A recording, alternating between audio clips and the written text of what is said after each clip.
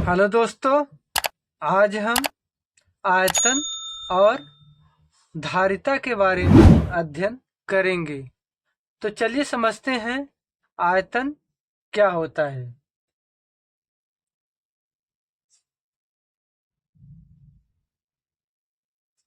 आयतन जिसको इंग्लिश में क्या कहते हैं, वॉल्यूम।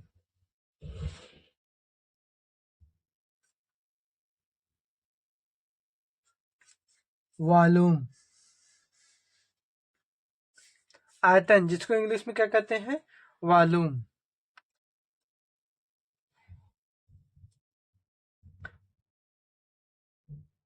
ऐसी वस्तुएं ऐसी वस्तुओं में ऐसी वस्तुओं में ऐसी वस्तुओं में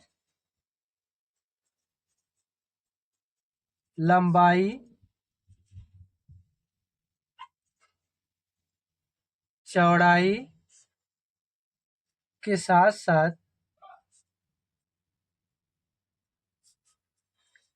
साथ ऊंचाई भी होती है।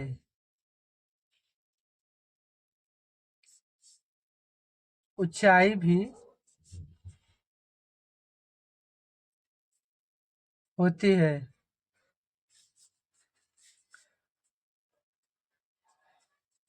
इन वस्तुओं के द्वारा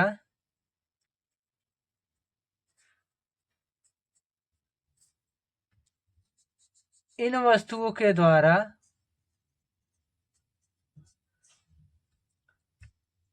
घेरे गए घेरे गए घेरे गए स्थान को हम इन वस्तुओं का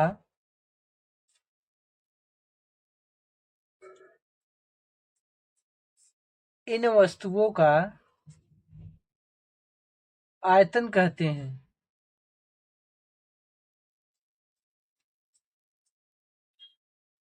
आयतन कहते हैं।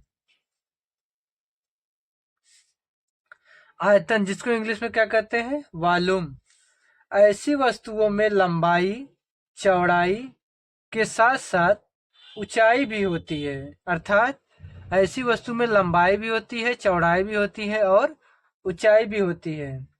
इन वस्तुओं के द्वारा घेरे गए स्थान को हम इन वस्तुओं का आयतन कहते हैं। ठीक, इन वस्तुओं के द्वारा घेरे गए स्थान को हम इन वस्तुओं का आयतन कहते हैं।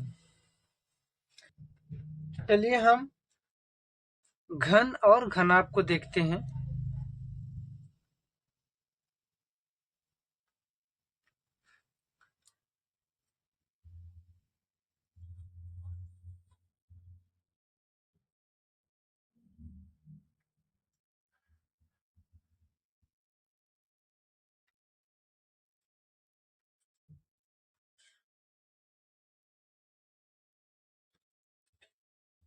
ये क्या है,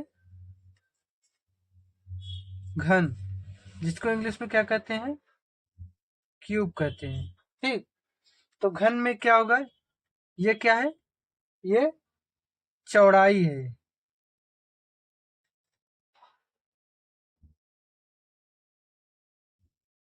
ये चौड़ाई है और ये क्या है, ऊंचाई है।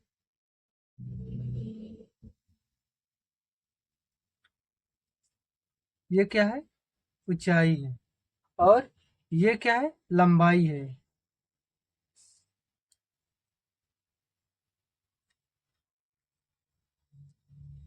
ठीक, ये क्या है, घन है। घन में देखिए ये क्या है, चौड़ाई है, ये क्या है, लंबाई है और ये क्या है, ऊंचाई है।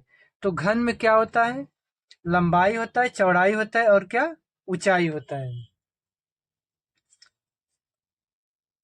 जैसे घनाभ को देख लीजिए।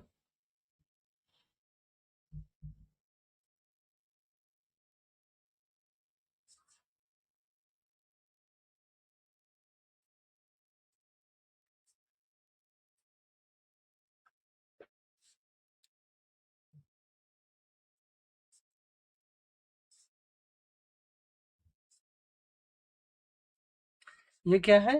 घनाभ। घनाभ। ये क्या है? घन है, ये क्या है? घनाभ है। घनाभ को अंग्रेजी में क्या कहते हैं? क्यूबाइड। घनाभ को अंग्रेजी में क्या कहते हैं? क्यूबाइड। अब घनाभ में देख लीजिए, घनाभ में ये क्या है? लंबाई है। ये क्या है? लंबाई है। और ये क्या है? ये ये क्या है? चौड़ाई है।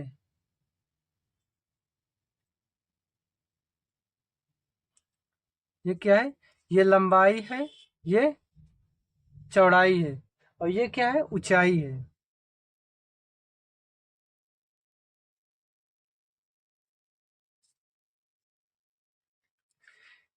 ठीक, ये घनाभ है। घनाभ में देखिए, ये ऊंचाई है, ये लंबाई है, और ये चौड़ाई है। तो घनाभ में भी क्या होता है? लंबाई होता है, चौड़ाई होता है, और ऊंचाई होता है। ठीक। अब इसमें देखें घनाभ का आयतन क्या होगा?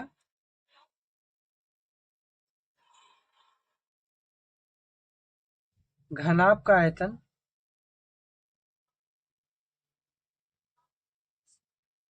घनाभ में आयतन क्या होगा? घनाभ में क्या क्या है? घनाभ में आपको क्या क्या दिख रहा है? लंबाई दिख रहा है, चौड़ाई और ऊंचाई। तो लंबाई गुणे चौड़ाई गुणे ऊंचाई। तो घनाभ का आयतन क्या होगा? लंबाई गुणे चौड़ाई गुणे ऊंचाई।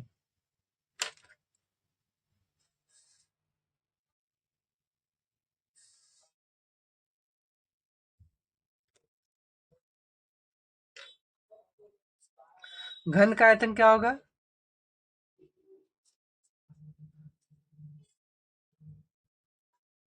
घन का आयतन, घन में भी क्या है? लंबाई है, चौड़ाई है, और ऊंचाई है। घन में क्या है? लंबाई है, चौड़ाई है, ऊंचाई है। तो इसमें घन का आयतन होगा लंबाई गुणे चौड़ाई गुणे ऊंचाई।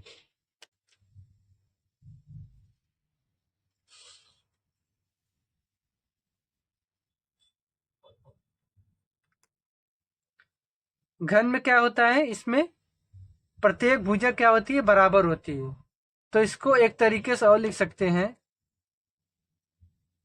या इसको कैसे लिख सकते हैं? घन का आयतन बराबर घन का,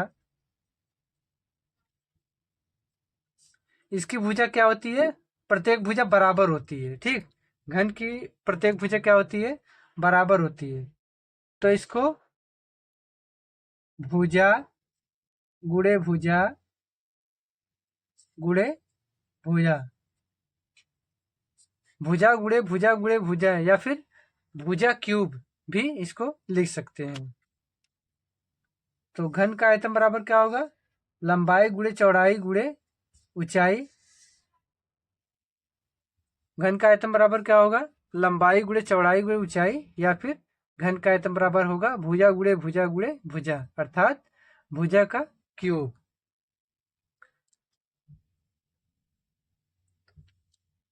चलिए अब समझते हैं धारिता क्या होती है।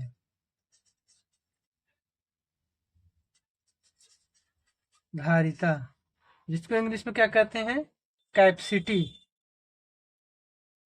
कैपेसिटी।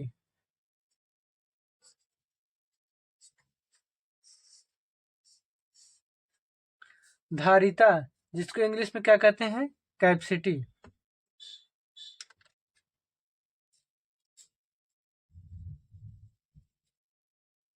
किसी बर्तन में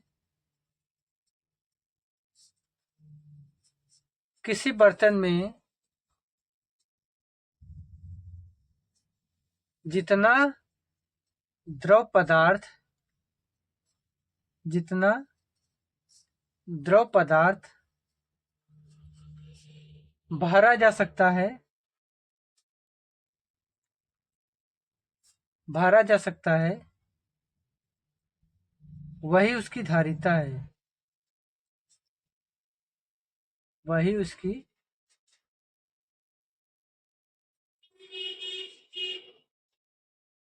धारिता है।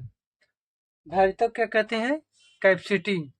किसी बर्तन में जितना द्रव भरा जा सकता है वही उसकी धारिता है। इसको एक तरीके से और समझ सकते हैं, या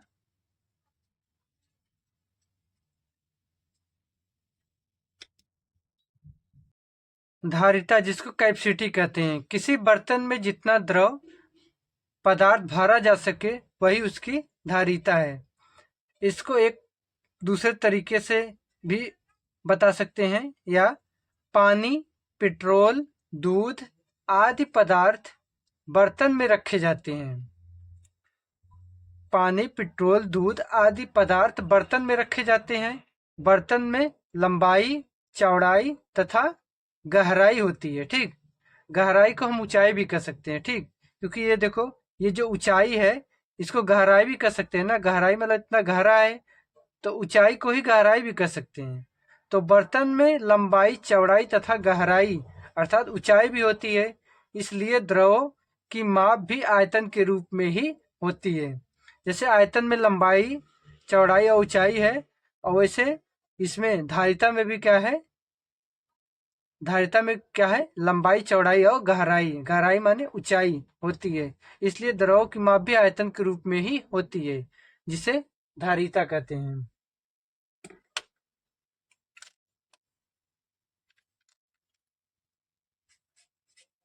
अब आगे देखते हैं।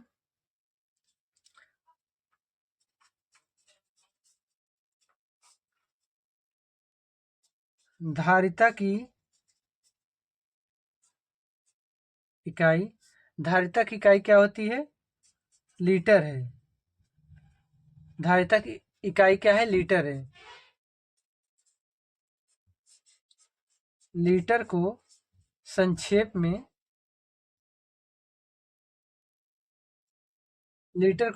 में क्या लिखते हैं? ली। और और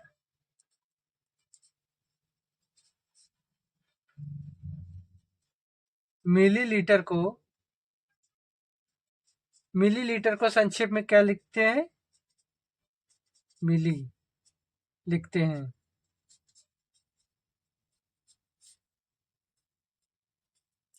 देखो, धारिता की इकाई क्या होती है? लीटर होती है। लीटर को संक्षेप में, शॉर्टकट में क्या लिखते हैं? ली लिखते हैं। और मिलीलीटर को संक्षेप में क्या लिखते हैं? मिली लिखते हैं।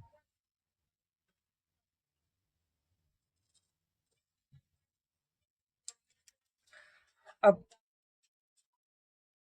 1 लीटर बराबर क्या होगा? 1 लीटर बराबर कितना होता है? 1000 मिलीलीटर। मिलीलीटर। 1 लीटर बराबर क्या होगा? 1000 मिलीलीटर। अर्थात मिलीलीटर को ml भी कहते हैं। 1 लीटर बराबर 1000 ml। और 1 मिलीलीटर बराबर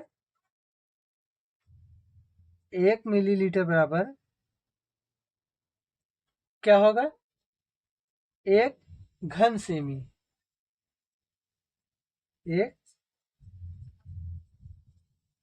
घन सेमी। ठीक, तो 1 लीटर बराबर क्या होगा? 1000 मिलीलीटर होगा। और 1 मिलीलीटर बराबर क्या होगा? 1 घन सेमी।